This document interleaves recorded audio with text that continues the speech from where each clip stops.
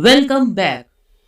चंद्रयान-3 की अद्भुत सफलता के बाद भारत एक बार फिर ग्लोबल स्टेज पर अपना परचम लहराने वाला है। ISRO Indian space research organisation ने चंद्रयान-4 के लिए कमर कस ली है। चंद्रयान-4 के मॉड्यूल को 2 रॉकेट के द्वारा लॉन्च किया जाएगा और फिर दोनों मॉड्यूल को डॉकिंग के जरिए अंतरिक्ष में ही जोड़ा जाएगा। इसके लिए इसरो दिसंबर 2024 में डॉकिंग परीक्षण करेगा और ये चंद्रयान-4 के लिए किस तरह भूमिका निभाएगा, कौन सा हिस्सा कब लॉन्च किया जाएगा, कैसे स्पेस में एक साथ जुड़ेंगे और क्या है मिशन चंद्रयान-4। तो चलिए जानते हैं, वीडियो को एंड तक जरूर देखना। तो चलिए शुरू करते हैं।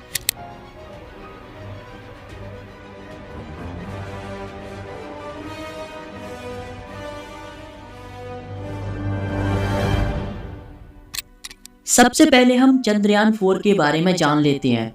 चंद्रयान-4 चंद्रयान 1, 2, 3 सीरीज का चौथा चंद्र मिशन होगा और सेंट्रल कैबिनेट ने भी चंद्रयान-4 के लिए मंजूरी दे दी है।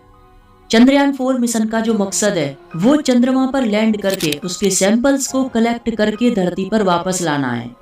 अब जैसा कि हम जानते हैं कि चंद्रयान-3 ने मून के साउथ पोल पर सॉफ्ट लैंड किया था और उसकी प्रज्ञान रोवर ने मून सरफेस पर प्लाज्मा का इन सीटू अध्ययन किया और पहली बार साउथ पोल पर मून क्वेक को भी रिकॉर्ड किया गया। चंद्रयान-3 में मून के साउथ पोल पर लैंडर को उतारना, रोवर का सरफेस पर घूमना शामिल था। वहीं चंद्रयान-4 मून की सरफेस पर लैंड करके नमूनों को कलेक्ट करके धरती पर वापस आएगा।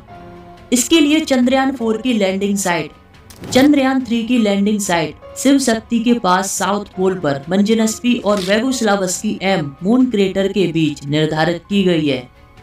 और लैंडिंग साइट को निर्धारित करने के लिए चंद्रयान-4 के मॉड्यूल में कैमरे और सेंसर लगे हुए हैं जो लैंडिंग साइट पर मून रेगुलेट की बनावट को एनालिसिस करेंगे।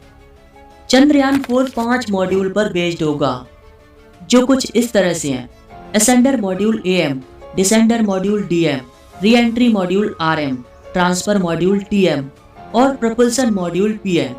ये पांचों मॉड्यूल चंद्रयान-4 मिशन को अंजाम देंगे। ये मिशन 2 स्टैक्स में लॉन्च किया जाएगा। पहले स्टैक में असेंडर और डिसेंडर मॉड्यूल को लॉन्च किया जाएगा। दूसरे स्टैक में transfer module, re entry module और प्रोपल्सन मॉड्यूल को लॉन्च किया जाएगा। और इन दोनों स्टैक्स को कंप्लीट करने के लिए 2 LVM-3 रॉकेट का यूज किया जाएगा।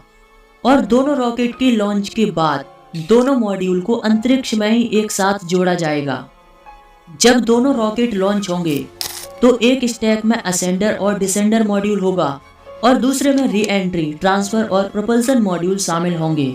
इन दोनों स्टैक को अंतरिक्ष में ही डॉकिंग प्रक्रिया से गुजरना होगा और जब ये दोनों स्पेसशिप डॉक यानी एक दूसरे से जुड़ जाएंगे तब प्रोपल्सन मॉड्यूल एक्टिव होगा और फिर प्रोपल्सन मॉड्यूल पृथ्वी की ऑर्बिट से मून की ओर मैन्यूवर करेगा। इसके बाद प्रोपल्सन मॉड्यूल डिप्लेट हो जाएगा और AM, DM, TM और RM मून की ऑर्बिट में मैन्यूवर करेंगे और मून की ऑर्बिट में जाने के बाद असेंडर और डिसेंडर मॉड्यूल TM और RM से अलग हो जाएंगे। इसके बाद असेंडर और डिसेंडर मॉड्यूल मून की सरफेस पर लैंड करेंगे। लैंड करने के लिए लैंडर मॉड्यूल में 6 थ्रोट लेवल लैंडिंग थ्रस्टर्स होंगे जिसमें प्रत्येक में 800 न्यूटन फोर्स के साथ थ्रस्ट करने की क्षमता होगी।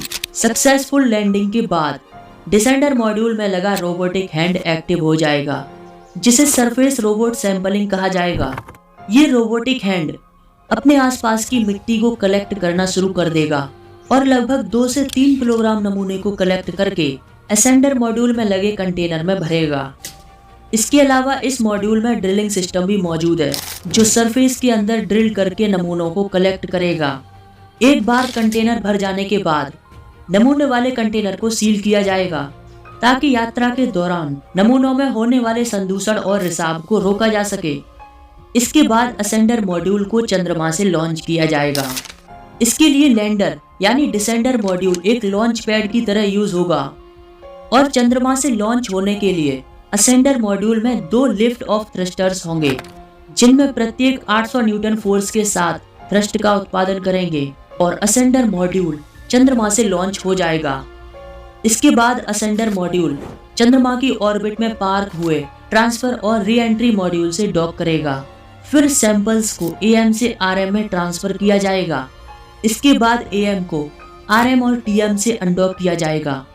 फिर RM और TM सैंपल्स को लेकर पृथ्वी की ओर मैन्यूवर करेंगे और पृथ्वी के सूटेबल कॉरिडोर में आने के बाद RM TM से सेपरेट हो जाएगा और री एंट्री मॉड्यूल पृथ्वी के एटमॉस्फेयर में बैलिस्टिक एंट्री करेगा और at last re entry module moon samples के साथ धरती पर लैंड करेगा।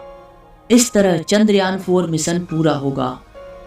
चंद्रयान मिशन का लक्ष्य पूरी तरह से आत्मनिर्भर होना है, जिसमें कुछ नई तकनीकों को अंजाम दिया जाएगा जो पूरी तरह से डोमेस्टिक होंगी, जैसे सैंपल कलेक्ट करना, ड्रिल करना, रोबोटिक हैंड, सैंपल स्टोर करके उसकी कार्टेज बनाना, सैंपल ट्रांसफर और सबसे अहम डॉकिंग।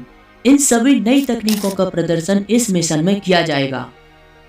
डॉकिंग इस मिशन की सबसे खास तकनीक होने वाली है, जिसमें 2 स्पेसक्राफ्ट को स्पेस में ही आपस में जोड़ा जाता है और 2 सैटेलाइट को एक साथ जोड़ने के लिए इसरो स्पीडेक्स मिशन की तैयारी कर रहा है।